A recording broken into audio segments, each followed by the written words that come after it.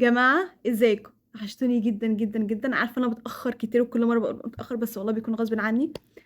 فيديو النهاردة هيكون ازاي نذاكر النظري وازاي نضرب في العملي. طلب مني كتير، فيلا بينا نبدأ الفيديو. اول حاجة هنبدأ بيها اللي هو العملي، وازاي نضرب في العملي وازاي نذاكره الحاجات دي كلها. اول حاجة بحب ابدأ بقى كده اللي هو معروفة دايما حضورك في العمل. حضورك في العمل مهم جدا جدا جدا جدا.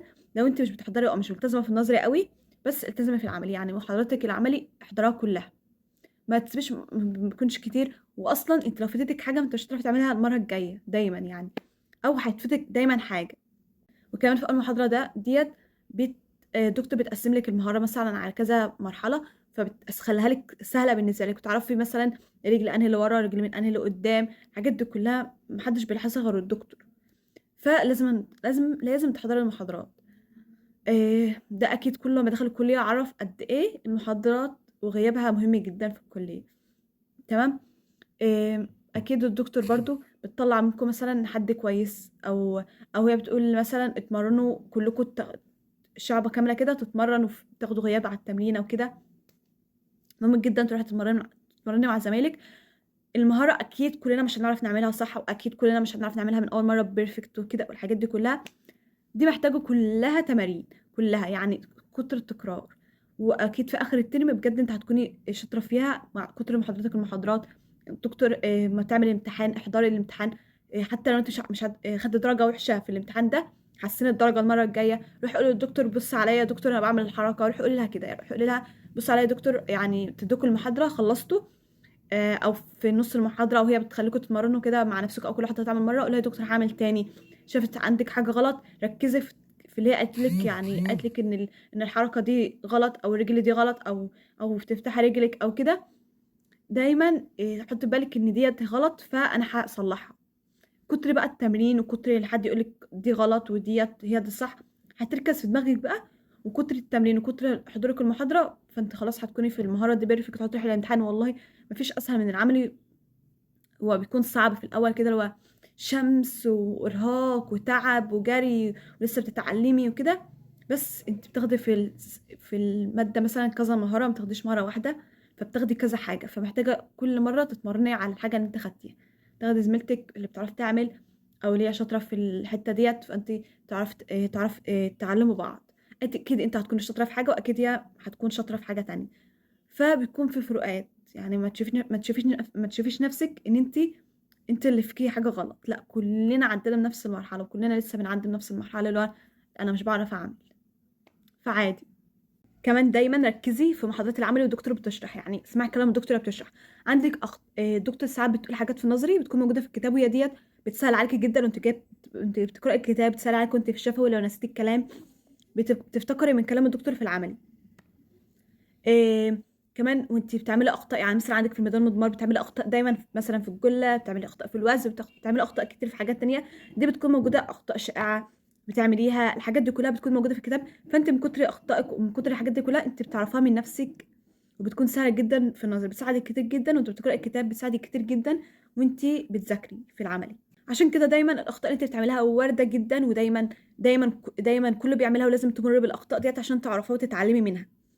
بس فاسمع كلام الدكتوره بتشرح. ساعات بس بيكون متزود بس مقاس الملعب، مقاس الدايره اللي انت بتلعبي فيها، الحاجات دي كلها هي بتكون متزوده. ودايما بجد يعني انت مع كتر التكرار في الملعب وكتر التكرار انت بتعمليه، فانت بتعرفي بتكون بيسهل عليكي النظري بتاع العملي، بيسهل عليكي جدا وانت بتذاكريه. ندخل بقى على النظري اللي عامل ازمه للكل.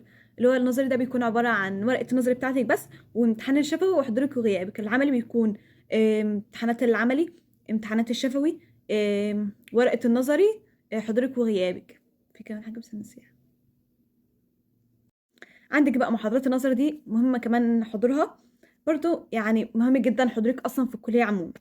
بس العملي، يعني العملي مهم جدا عشان انت بتتعلمي مهارات، فالمهارات دي محدش يعلمها لك، يعني مفيش حد هيخف عن مصلحتك اكتر من نفسك، ده اكيد. فمحاضرات العمل مهم جدا، محدش هيعلمك مهارة صح زي الدكتور، ومحدش هيعلق عليك زي الدكتور. بس محاضرة النظري مهم جدا، مهم جدا برضو حضورك فيها. وكمان وانت يعني انا في ناس ما بقتنعش انها فكرة الوام انا بكتب ورا الدكتور بجد كل اللي بتكتبوه ورا الدكتور ده بيكون موجود في الكتاب، كله بيكون موجود في الكتاب. الدكتور بتقول اللي في الكتاب بالحرف، يعني مش بتزود عليه حاجه.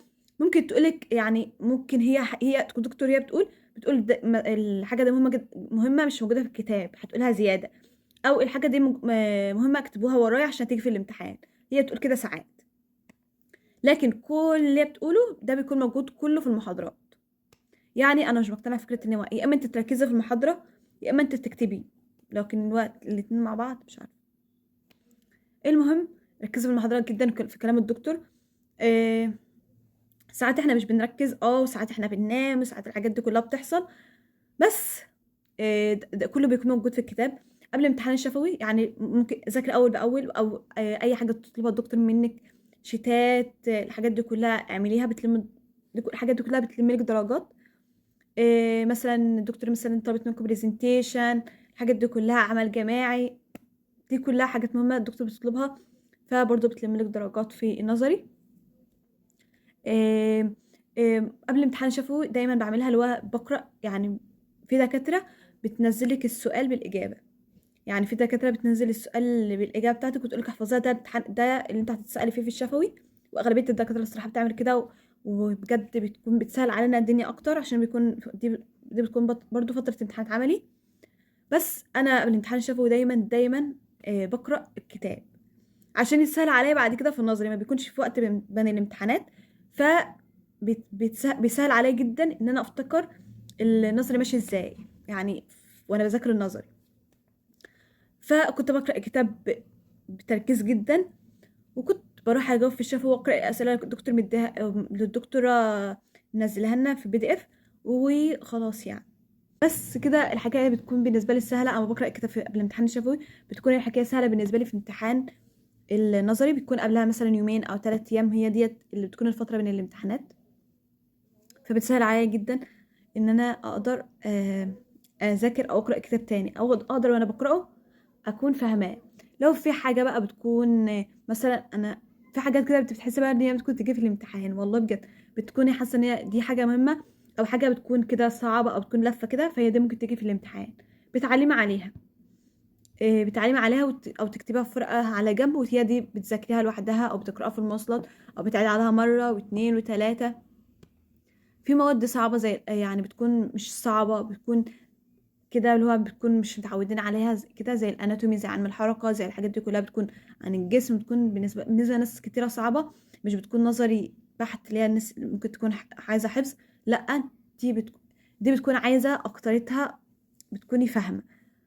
فبرضو في محاضره الاناتومي ومحاضره علم الحركه والحاجات دي كلها ركزي فيها جدا، وركزي في كلام الدكتور، و يعني مثلي على نفسك العضلات، الحاجات دي كلها.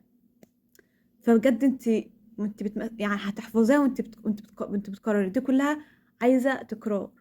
كتر التكرار دايما هو اللي بيخليكي تعرفي وتحفظي الحاجه وتفهميها وتكوني عارفاها. بس وهو دي الحكايه بجد بتكون سهله، بتكون حضور محاضرات، بتكون بس مختصره في حضور محاضرات، وتركزي في المحاضره كمان. او لو انت بتغيبي، او انت ساعات احنا بننام ساعات كده، بتكون اكيد بيحصل حاجات، يعني اكيد مش كلنا بنفكت في الحكايه دي.